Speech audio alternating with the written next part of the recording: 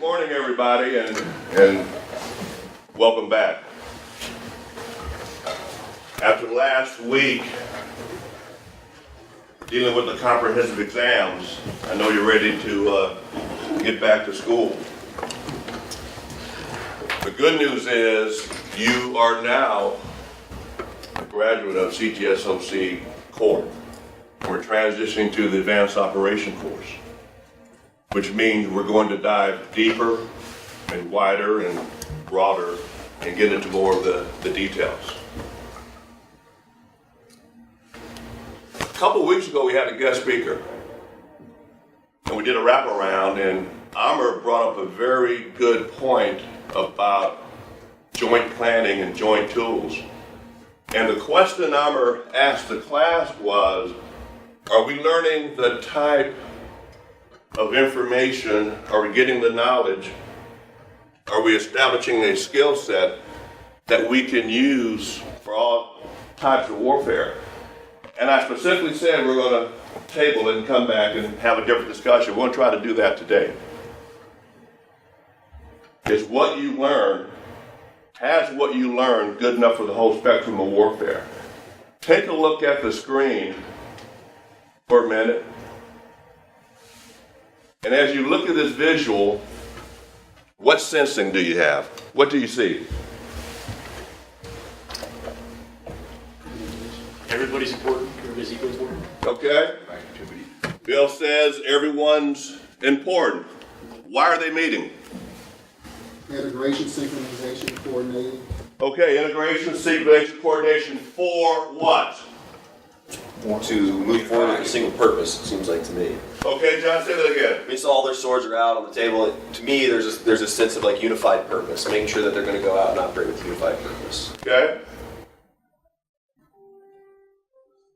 I'm going to ask you to embrace the concept that regardless of circa, time frame, or area of the world, folks have always come together to prepare for war. And the question that Amir asked, we're gonna take it apart.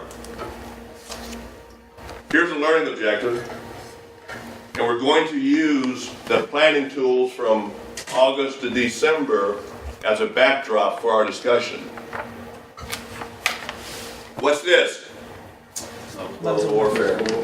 So, someone give me a position that supports this model, and another person give me the counter position that disagrees. Who believes in this model and why?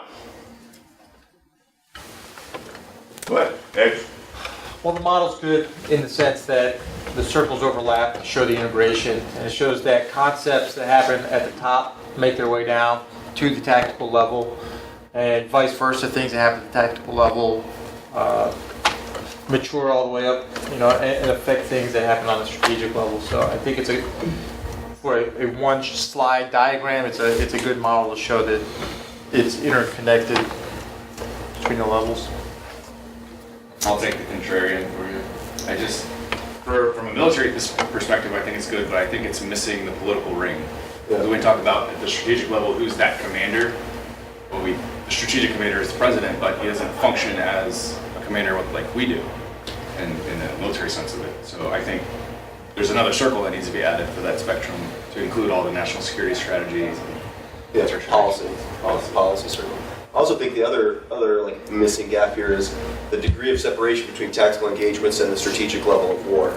Kind of implies that there's not a need to have that understanding of the strategic objectives and the strategy that we're pursuing at the tactical level, which again, we're talking tactical level being like brigades and divisions, and I would argue that that's invalid, that at those levels, particularly in the types of war we've been fighting for the last 15 years, where divisions are often like a land component commander or a JTF commander, certainly need to have a better understanding of the strategic implications of what your tactical actions would be. I think the range should get smaller as they go down too, because your scope is a lot larger at the strategic level than it's tactical. So it'd be like a good visual representation of how big your bubble is as you go up or down.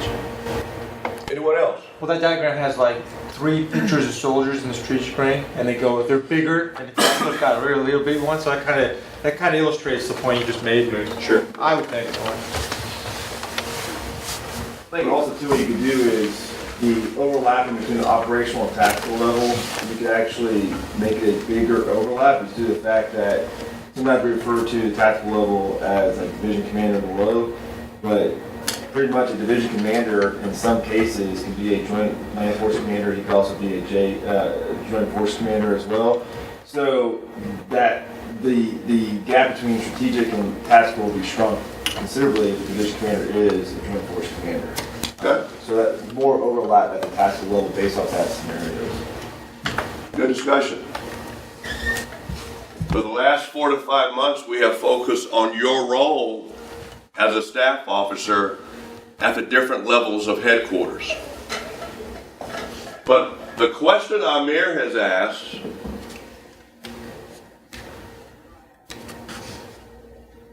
types of warfare. Our focus for the last 5 months has been how do we plan at each level of headquarters? Strategic, operational, tactical, and what questions do we ask? But the challenge from Amir is this sufficient for the types of warfare? So take that question and what's your gut instinct? Have we given you the tools for the types of warfare? Justin? I'll go back to what Ryan said about the political aspect. I think for the types of warfare we're talking about, that we've been engaged for the past 15 years, may find all this needs to fit into a circle of politics, because every one of those engagements, whether it's on a tactical level, strategic level, in today's instant communications can have a serious political ramifications if a wrong decision is made or a right decision is made, but interpret it different as it plays out. So with the types of warfare we're looking at, we also need to be considerate of how is everything going to impact the bigger political picture. Okay. So, Justin, are you a proponent or opponent of this model right now? Right now, opponent, because it is missing a larger element, like Ryan said. This should be a familiar visual for you, and I like to use it because it comes from the Civil War era where there was operational art, operational planning, and campaign planning. As you think about that era, ask yourself if there are also indications of insurgencies or other types of warfare. Once again, types of war. John, this is what you're talking to. Doctrine has changed and is changing based on the last 15 years. John's observation is that the pendulum tends to swing from left, too far right, too far left, and there's not a balance. Changing our culture to prevail in large-scale ground combat. Why would that phrase be in new doctrine? Changing our culture to prevail in large-scale ground combat. What does that phrase insinuate? That we don't know how to do anything else. Yeah. There's this sensing that we, the U.S. military, specifically the U.S. Army, has been in an unconventional fight or a war on terror or in a wide area security environment, and that we collectively have lost our ability for the conventional fight. So, how many of you believe that? Raise your right hand if you believe that we have. Raise your right hand if you believe this. Raise your hand. That we have lost the ability to do this. Okay, Kurt, let me hear from you. What are you thinking? I would just say that performances at the CTCs directly supports that. We're getting better, but I think a lot of the lower level skills have atrophied because they have not been needed over the past 10, 15 years. And now we have a collection of junior officers, NCOs that have never come up through the Army who are learning those.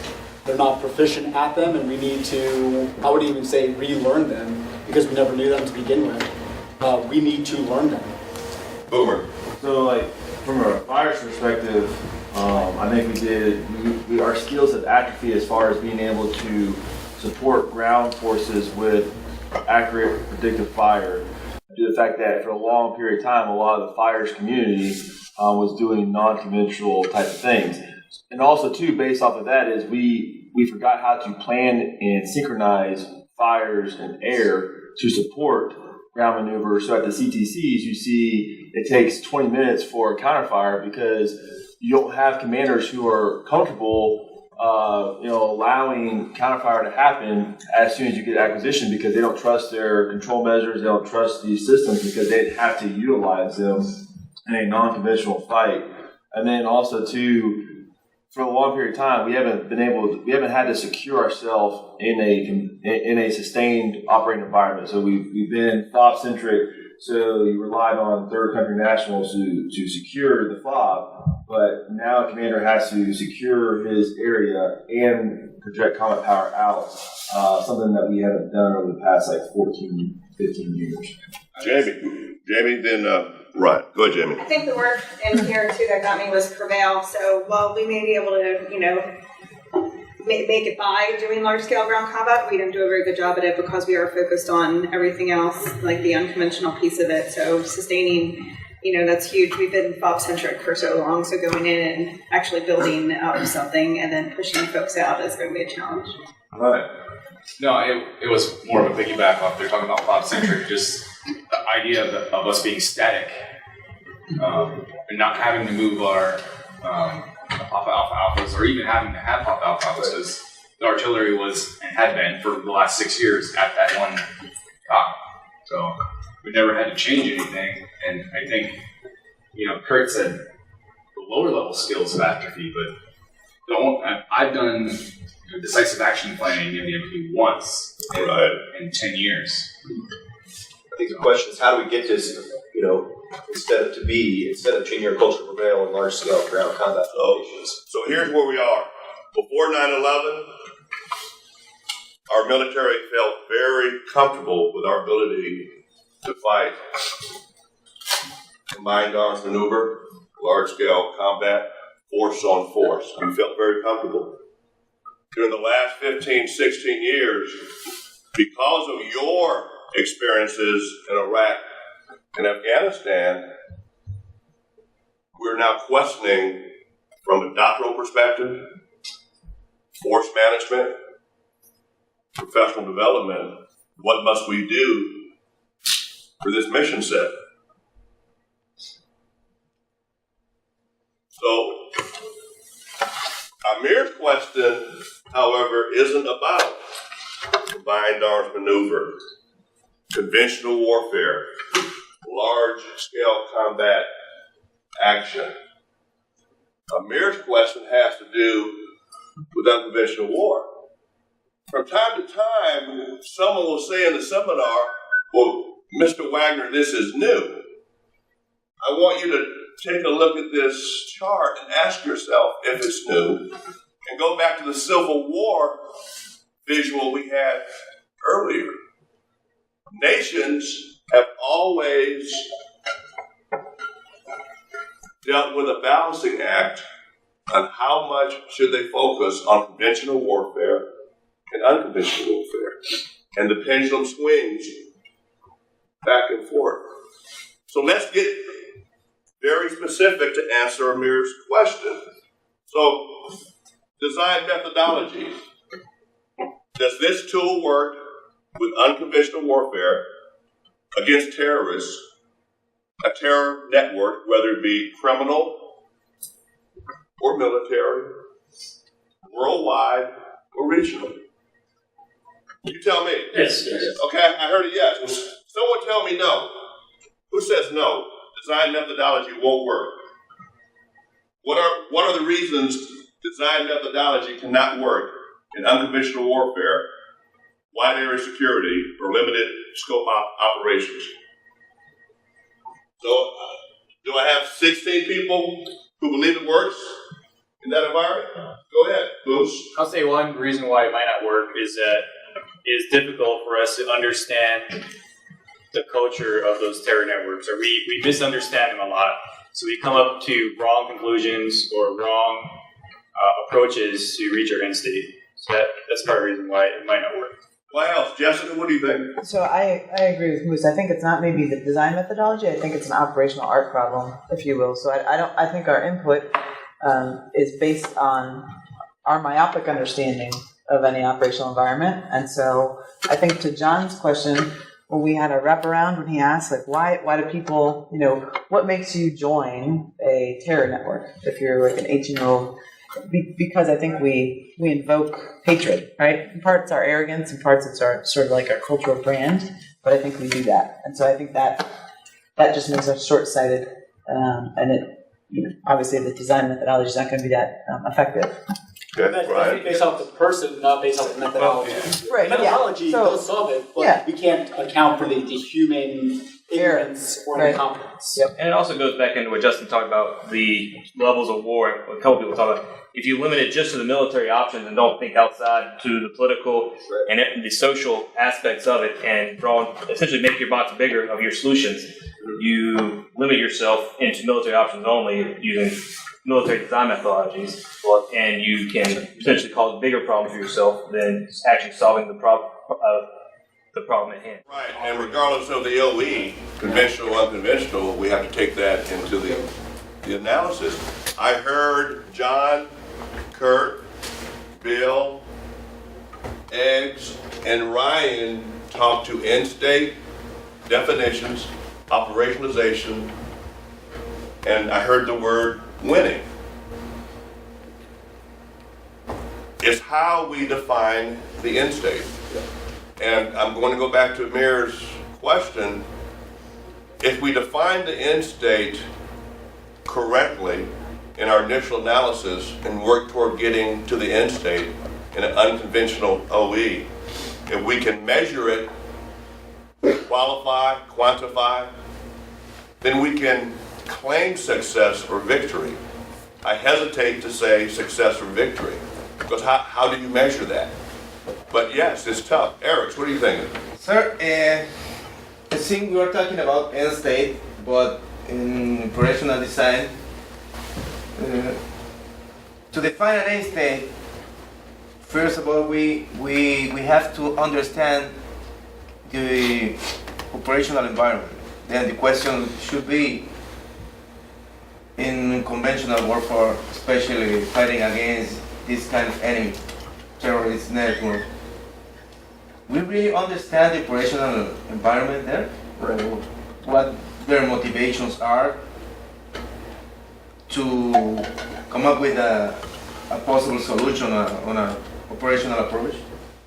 Karen Tandy, the administrator of the DEA, has to combat and fight drug terror networks across the globe on 4 or 5 different continents.